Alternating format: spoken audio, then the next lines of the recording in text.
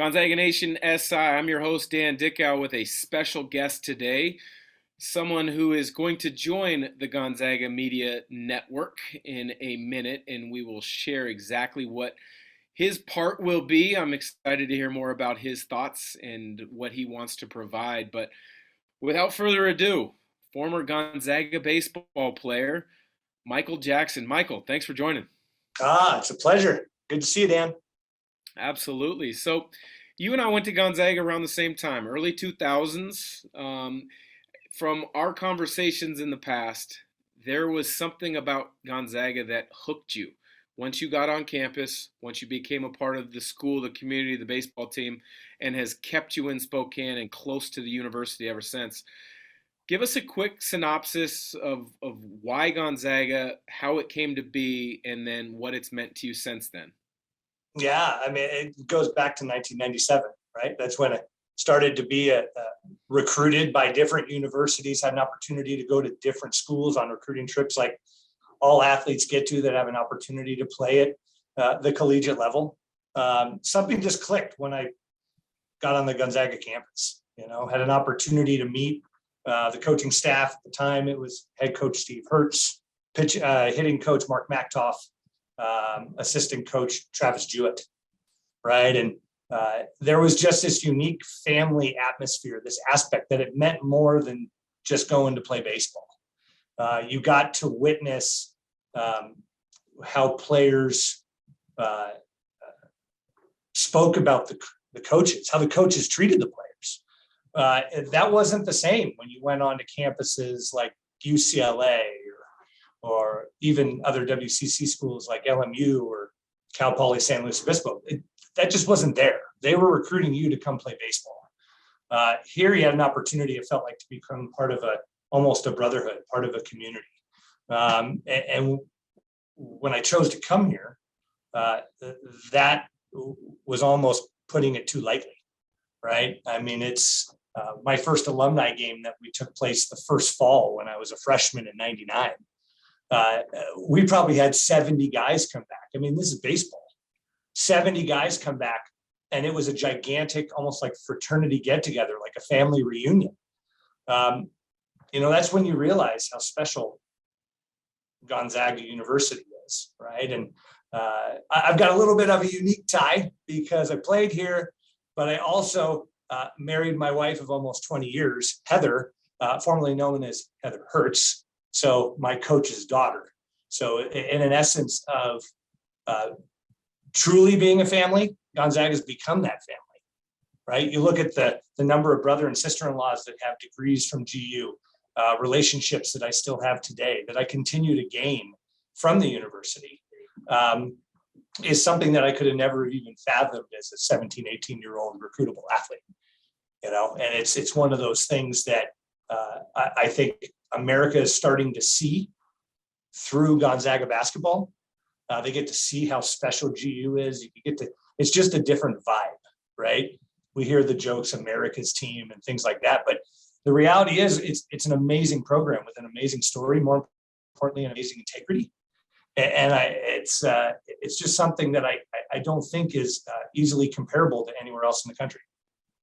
It is pretty special, and you started touching on a lot of different topics that I know you're going to dive into with the podcast that you're going to begin hosting.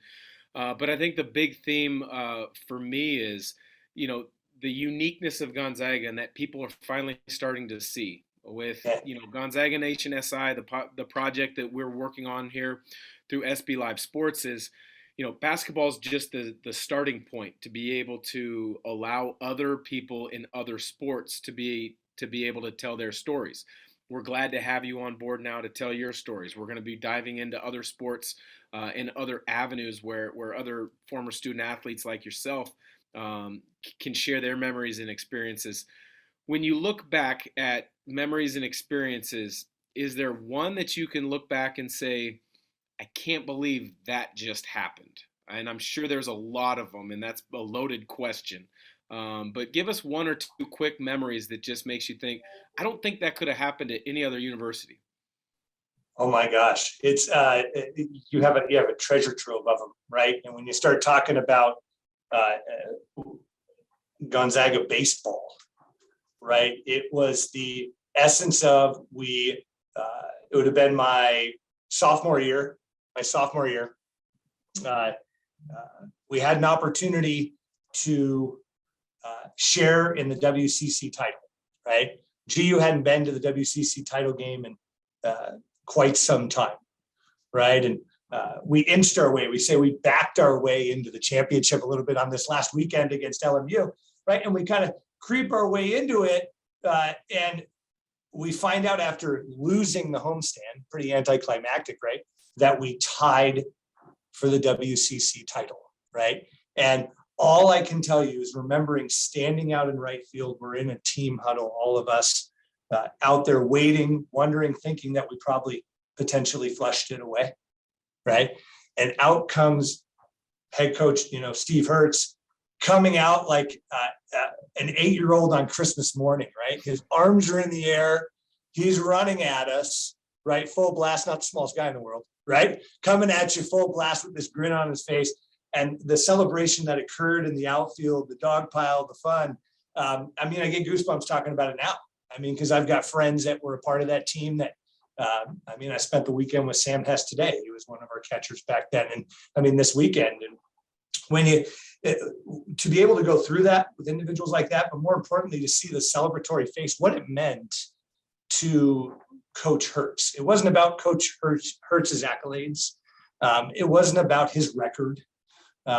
It was the fact that his team, this group of guys who went through injuries early in the year, especially on the bump, found a way to win, right? And that was always Hertz's motto, was find a way, right? Play him to the bus. And so I'll always say that was the first moment that when you truly kind of dig down deep, you realize you're in the right spot, you're with the right guys, and you're playing for the right group of gentlemen that are your coaches.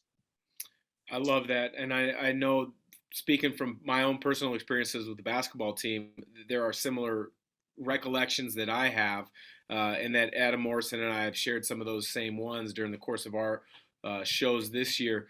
Can't wait to hear more of those from you. But tell us a little bit about this year's baseball team, because obviously the focus has been so Gonzaga basketball dominant, but now that their season's over, the baseball team deserves some attention, and rightfully so. Top 20 in the country. Give us a quick overview of what's going on the diamond at Gonzaga. They're a special group, and I'll kind of lead into it a little bit this way, is that what Gonzaga basketball has done over the last 20, 25 years has been arguably unmatched or extraordinary in the country, right?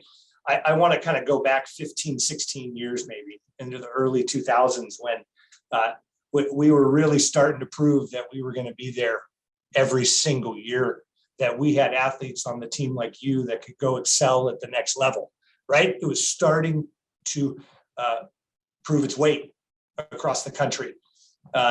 That's where I really see Gonzaga baseball today, right? So 15, 16 years later, you start to watch a team that is, remember, we live in a city that's 4 seasons. 2 of those seasons are not the best for baseball, right? They're just not.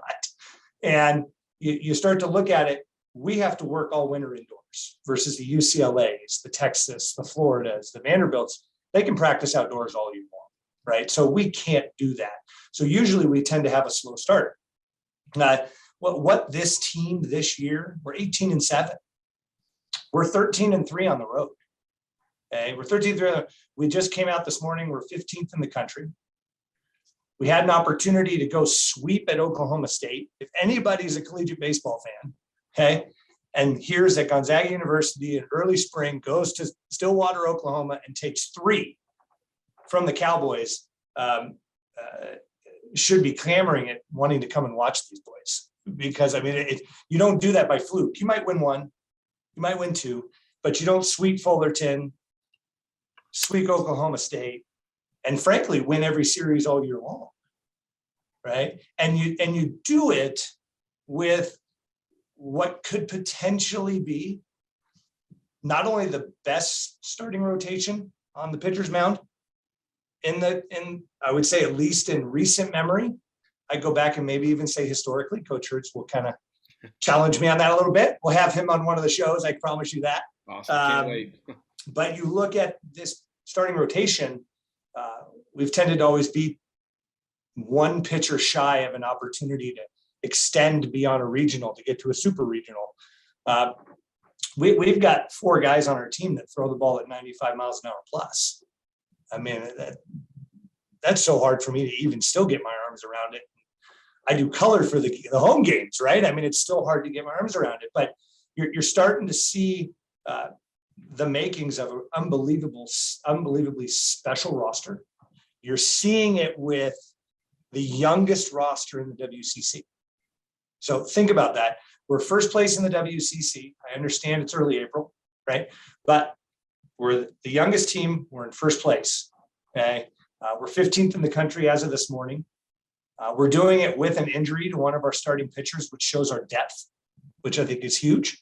And then on top of that, let's go to the professional ranks, because I mentioned, athletes like yourself, Dan. You look at it. We've got Marco Gonzalez with the Seattle Mariners, right? Taylor Jones.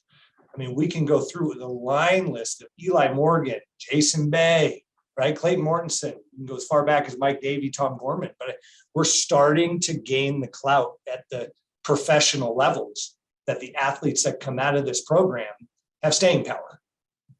And I think I'm really excited to give people a glimpse into that program, to show you a little bit of kind of what's in the sausage, so to speak. Because when you get to know Mark Mactoff and you get to know Brandon Harmon and Sean Winston, Evan Wells, and obviously the one and only Danny Evans, this isn't a fluke. This is a program that's got staying power, and I think you're going to start to see it start to make more and more noise on the national level. Well, I'm looking forward to hearing more by you having guests on your podcast, your show, and you just telling stories about Gonzaga baseball. So without further ado, I want to give you a chance to tell us a little bit more. Your new podcast is going to be called Around the Horn, a unique glimpse into Gonzaga baseball. This will be brought to you by the Gonzaga Nation Media Network. Tell us a little bit more about your goals for hosting a show each week. Yeah, the baseball, to me, I always say define 9 innings of baseball. It's kind of like a really good book. You don't know what you're going to get into it, right? Everyone's got a different interpretation.